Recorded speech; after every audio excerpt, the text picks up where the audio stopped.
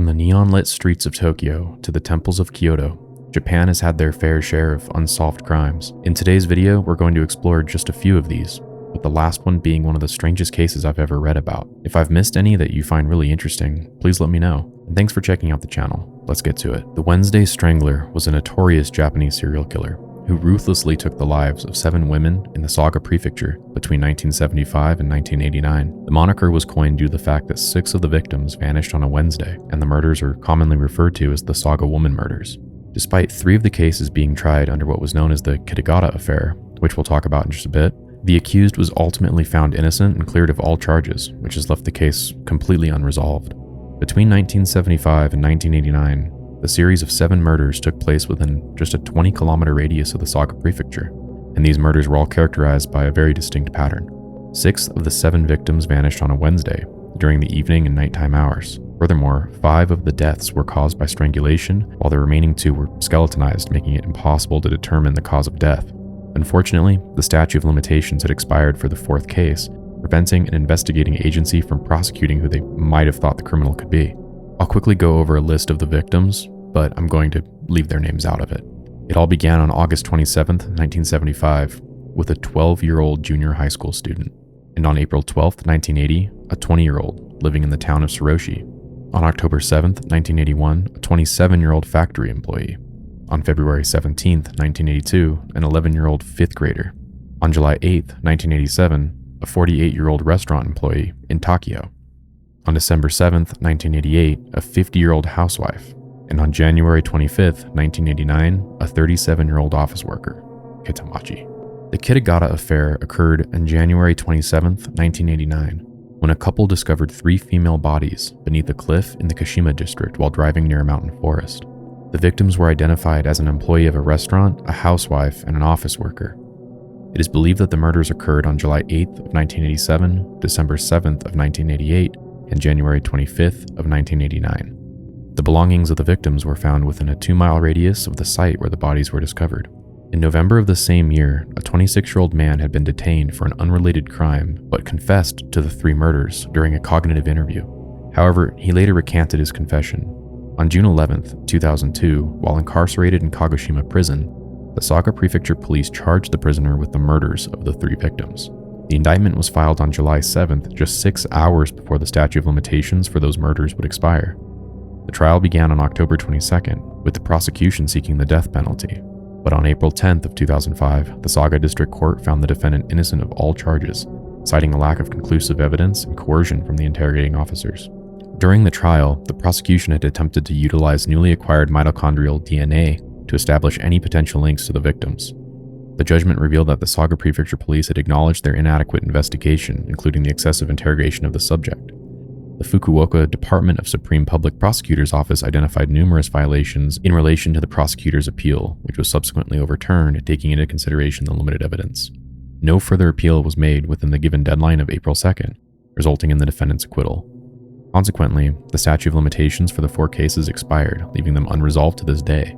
The accused criticized both the Saga Prefectural Police and the prosecution for their deficient investigation and legal proceedings, as highlighted in the ruling of the trial. The Vending Machine Murders encompassed a sequence of indiscriminate poisonings of beverages that occurred in Japan in the year of 1985. These beverages were deliberately placed in close proximity to or within vending machines, thereby facilitating the consumption of the poisoned drinks by unsuspecting victims. It is worth noting that all of the beverages were contaminated with the herbicide paraquat, with the exception of a single instance where diquat was employed as the poison. I'm sure I butchered that. Despite exhaustive efforts, law enforcement authorities were unable to amass any substantial evidence pertaining to the identity of the perpetrator or perpetrators, rendering the case unresolved to this day. According to a report by the New York Times, the initial victim of these incidents was a 52-year-old man named Haruo. On April 30th of 1985, while en route to his fishing trip in Fukuyama, Hiroshima Prefecture, Haruo made a stop at the vending machine and purchased 2 bottles of Oronomin C. After consuming half of the second bottle, he fell ill and was admitted to a hospital in Tondabayashi. Tragically, he passed away the following night. In the months that followed, a total of 35 individuals fell victim to the poisoning, with 11 of them succumbing to death between April 30th and November 17th. These poisonings were predominantly concentrated in Western Japan,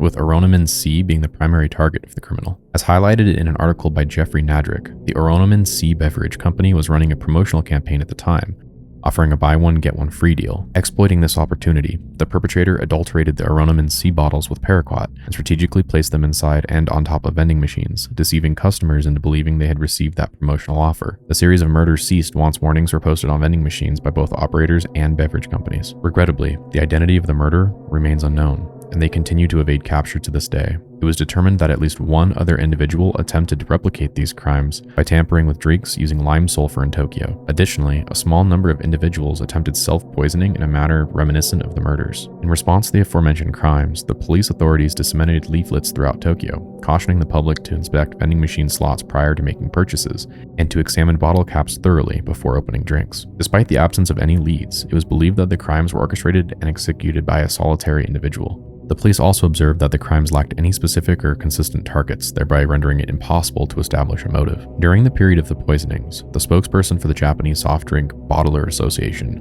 Takao Mizuchi, attributed blame to the victims. He emphasized that customers should have noticed broken seals, stating that if only consumers were more cautious, they would have seen that some tampering had been done. Despite his statement, he issued 1.3 million warning stickers to be affixed on vending machines across Tokyo. Furthermore, vending machine operators posted their own warnings, advising against consuming abandoned drinks found in or around the machines. A Tokyo professor of criminal sociology stated that it is not uncommon for Japanese who live under tremendous pressure, both on the job and in overcrowded communities, to let out their frustrations by hurting someone else, insinuating that the crimes were an outlet of relief for the criminal. Additionally, Susumu Oda, a mental health specialist of the University of Tsukuba, suggested that the crimes were motivated by adrenaline rushes and a sense of superiority in imagining the victim struggling. The Miyazawa family murders took place on the evening of December 30th, 2000 in Tokyo. A father, his wife, and their 2 children were all killed during a home invasion by an unknown perpetrator who remained in the family's residence for several hours before departing. Despite a comprehensive investigation by Japanese authorities that yielded the killer's DNA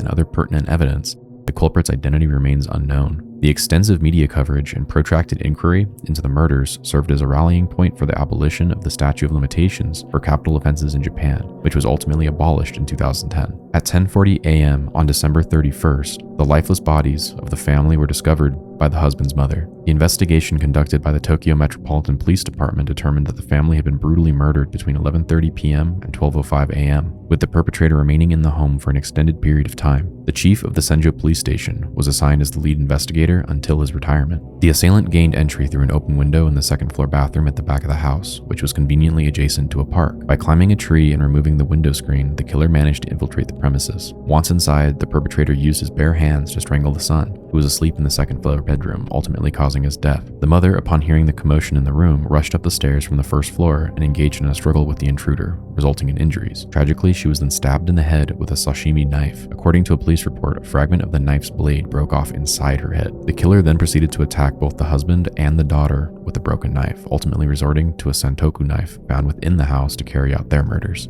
The perpetrator remained within the residence for a period ranging from 2 to 10 hours. During this time, they utilized the family's computer, consumed 4 bottles of barley tea, melon, and 4 ice creams from their refrigerator, utilized their toilet without flushing, tended to their injuries using first aid kits and other sanitary projects, and even took a nap on a sofa in the second living room. Drawers and papers were rummaged through, with some items being discarded in the bathtub and toilet. Additionally, a sum of money was stolen, along with the other belongings. Surprisingly, the killer also left 10 items behind on the family sofa: knife, scarf, hip bag, sweater, jacket, hat, gloves, shoes, and 2 handkerchiefs. An examination of the father's computer revealed that it was connected to the internet on the morning following the occurrence of the murders, precisely at around 1:18 a.m. Additionally, it was connected again at approximately 10 a.m., which coincided with the time when the mother entered the premises and found the bodies. The mother's suspicions were aroused when she was unable to reach her daughter via phone, as the killer had deliberately disconnected the phone line. Authorities posit that the killer had remained in the house until at least 1:18 a.m., although it's plausible that the computer activity at 10 a.m. could have been inadvertently triggered by the mother accessing the home. The police authorities have successfully deducted a number of highly specific clues pertaining to the identity of the perpetrator. Yet, regrettably, they've encountered difficulties in both producing and apprehending a suspect. Through meticulous examination of the fecal matter discovered in the bathroom, it was ascertained that the individual responsible for the crime had consumed string beans and sesame seeds on the preceding day. Furthermore, it was established that the clothing and sashimi knife abandoned by the culprit had been procured within Kanagawa Prefecture. Minute traces of sand were detected within the hip bag left behind by the perpetrator at the crime scene. Subsequent analysis revealed that this sand originated from the Nevada desert, more specifically the vicinity of Edwards Air Force Base in California, as well as a state park situated in Japan.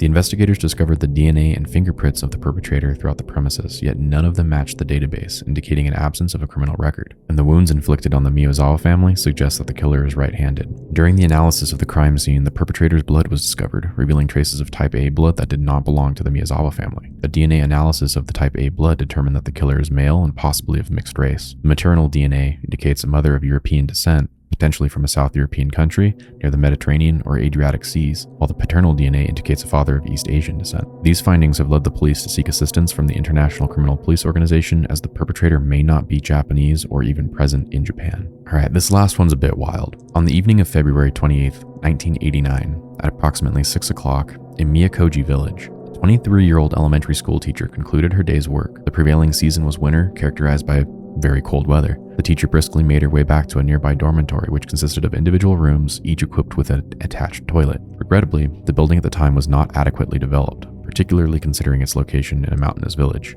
Consequently, the toilet facilities were of a squatting nature. Directly beneath the squat pan lay the septic tank, which took the form of a U-shaped pipe. One end of this pipe was connected to the squatting pan, while the other served as an outlet for sewage. This sewage outlet was situated outdoors, necessitating periodic manual opening of the lid to empty the septic tank. While utilizing the toilet, the teacher casually glanced into the pit and made a disconcerting discovery: a shoe. Disturbed by this finding, she hastily ventured outside to open the lid of the septic tank. To her horror, she beheld a human leg amidst the waste. Overwhelmed by shock, she screamed. Promptly sought assistance from her principal and colleagues. One of her fellow teachers promptly notified the authorities. The deceased individual's body was positioned in a bent manner, with hands crossed over the chest, embracing a neatly folded shirt. He was lying on his back with his face directed upwards towards the opening of the toilet pan. The situation can be likened to the act of observing a woman using the restroom.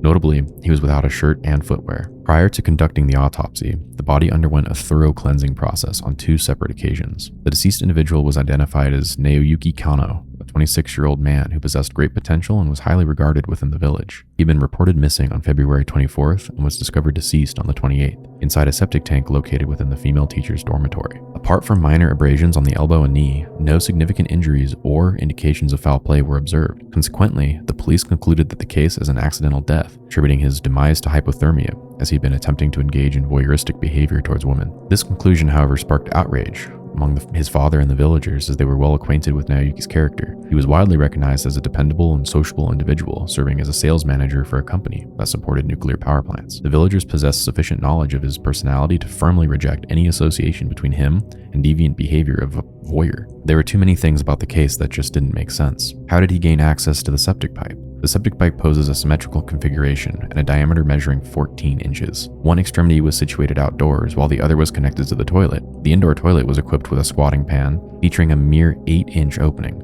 Consequently, entry can only be achieved through the outdoor aperture. His height was recorded as 5 feet 7 inches. According to data released by the Japanese Ministry of Economy, Trade and Industry, the average shoulder width of males aged 25 to 29 is only 16 inches. The diameter of the septic opening, however, measures only 14 inches. Hence, it's implausible for him to have entered the pipe unassisted and assumed the position in which he was discovered. Subsequently, his father utilized the removed septic pipe to recreate the crime scene. He ascertained that, whether clothed or not, it's unfeasible to enter the pipe, assuming that Naoyuki truly harbored a desperate desire to peep. How could he have been unaware of the impossibility of entering the pipe, let alone emerging unharmed? Furthermore, who in their right mind would willingly enter a septic pipe and immerse themselves in excrement? Another oddity was the absence of any significant physical injuries. Considering the dimensions of the pipe, whether he was forcibly inserted or entered voluntarily, there's no way he could have got in there without giving himself some form of injury. Yet all he exhibited was minor abrasions on his elbow and knee, with no other indications of any kind of injury. Another oddity was his posture and behavior. During the month of February, the weather in Fukushima was exceedingly cold. In addition, the septic pipe, being wet and mucky, would have added to those cold conditions. Furthermore, on the day of Naoyuki's demise, the snow accumulated measured about 8 inches. Not only was Naoyuki discovered without a shirt in such frigid weather, but what was even more peculiar was he was clutching his garments in his arms instead of wearing them. He was also found without any footwear. Upon conducting a thorough search of the septic pipe, the authorities only recovered a single shoe, which was later confirmed to be his. Remarkably, this shoe was discovered in close proximity to the head area, as initially reported by the teacher. Notably, only one shoe was even present. The police managed to locate another shoe, but that was over by a riverbed, a considerable distance away from the site of the incident. The question arises as to why these 2 shoes were found in disparate locations so far from each other. Other suspicions arose regarding his car, which was discovered by authorities in close proximity to the crime scene. The vehicle was parked in a lot near the dormitory, with the key inserted in the ignition and the door unlocked.